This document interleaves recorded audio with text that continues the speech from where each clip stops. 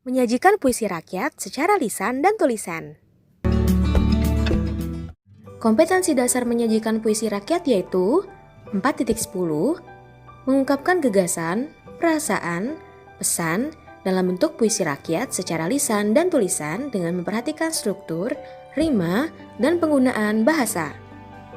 Dengan indikator pencapaian kompetensi, yang pertama, menulis puisi rakyat dengan memperhatikan pilihan kata, kelengkapan struktur, dan kaidah puisi rakyat atau pantun. Yang kedua, menyajikan syair dan gurindam dalam bentuk musikalisasi. Dan yang ketiga, menyajikan pantun dalam bentuk berbalas pantun.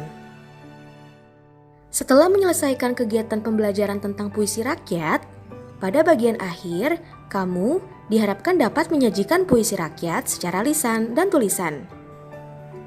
Untuk dapat menyajikan puisi rakyat tersebut, mari kita ikuti langkah-langkah berikut ini ya. Langkah-langkah menulis pantun. Sebelum kamu menulis pantun, kamu harus mengetahui apa saja jenis-jenis pantun. Jenis-jenis pantun. Yang pertama, pantun nasihat. Berisi pesan moral mengajak berbuat baik.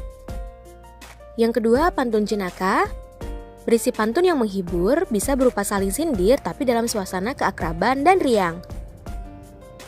Kemudian pantun teka-teki, yang ditandai dengan kalimat pertanyaan pada akhir baris pantun untuk pendengar atau pembaca. Kemudian pantun cinta, berisi ungkapan perasaan cinta, asmara yang romantis.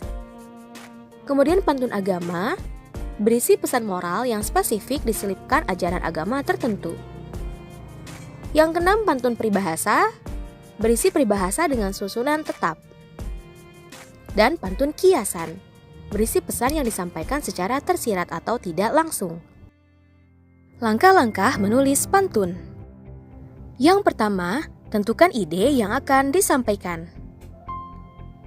Yang kedua, menata ide menjadi 2 larik atau 2 baris dengan bunyi akhir yang berbeda. Kemudian memilih kosakata yang di akhir dengan bunyi seperti 2 larik. Yang keempat, membuat larik sampiran dari benda atau kondisi yang tidak berkaitan langsung dengan isi.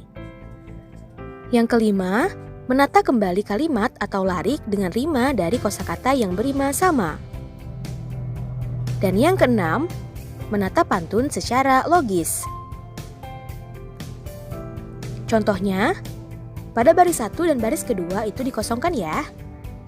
Jadi sampirannya jangan dulu dicari, tetapi isinya dulu yang dicari. Contohnya, kalau hidup bekerja keras, itu di baris ketiga, kelak hidupnya menjadi sukses, dan itu di baris keempat yang merupakan isi. Kemudian memilih kosakata. Nah, kosakatanya ada kata keras dan juga ada kata sukses.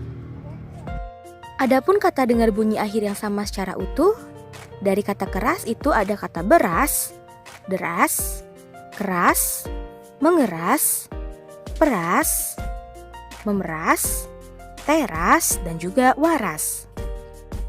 Kemudian, kata dengan bunyi akhir sama secara utuh dari kata sukses yaitu akses, maises, rises, dan abses. Maka hasil pantunnya seperti ini ya. Mengaku sebagai pejabat teras, menolak hadir saat rises. Kalau hidup bekerja keras, kelak hidupnya menjadi sukses. Langkah-langkah menulis syair. Yang pertama, menentukan tema. Yang kedua, menentukan tujuan dan amanat. Yang ketiga, menentukan persajakan.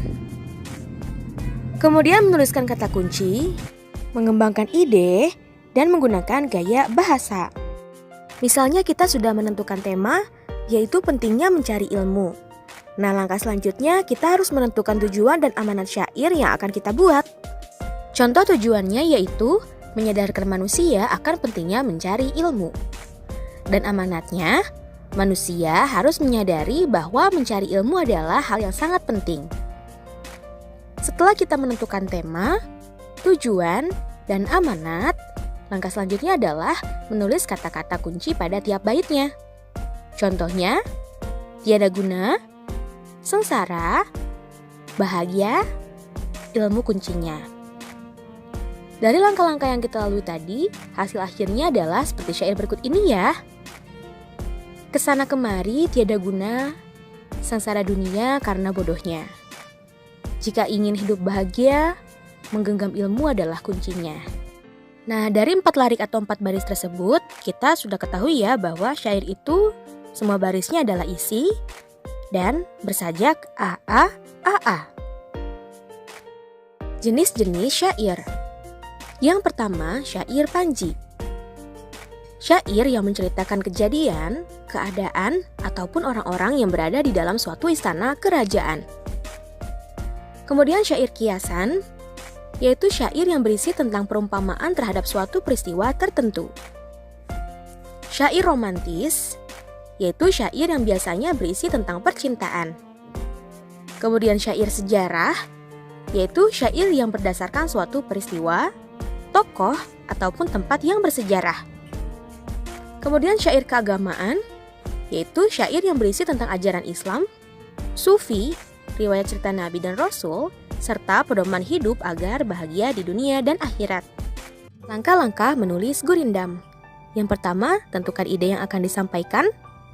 Kemudian menata ide, memilih kosakata, membuat larik yang memiliki rima sama atau bersajak AA, BB, CC, dan seterusnya. Kemudian menata kembali kalimat atau larik, dan menata gurindam secara logis. Jenis-jenis gurindam.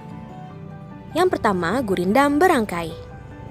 Gurindam berangkai ialah suatu bentuk gurindam yang diberi tanda dengan kata yang sama pada baris pertama setiap baitnya. Contohnya, lakukan saja yang menurutmu benar, lakukan saja yang menurutmu pantas, hidup hanya bergantung hati, hidup hanya sesaat dan lalu mati. Kemudian gurindam berkait. Gurindam berkait yaitu salah satu jenis gurindam yang diberi tanda dengan adanya hubungan antara bait pertama dengan bait seterusnya. Misalnya, siapa tidak ingin sesat dunia akhirat, maka cepat taubat sebelum terlambat. Namun siapa yang lekas bertaubat sebelum kiamat, maka dapatlah itu yang dinamakan selamat. Selamat atas semua unjuk karyamu, terus berlatih berkreasi dan meningkatkan kepercayaan dirimu. Kamu pasti bisa. Sekian, tunggu video selanjutnya ya.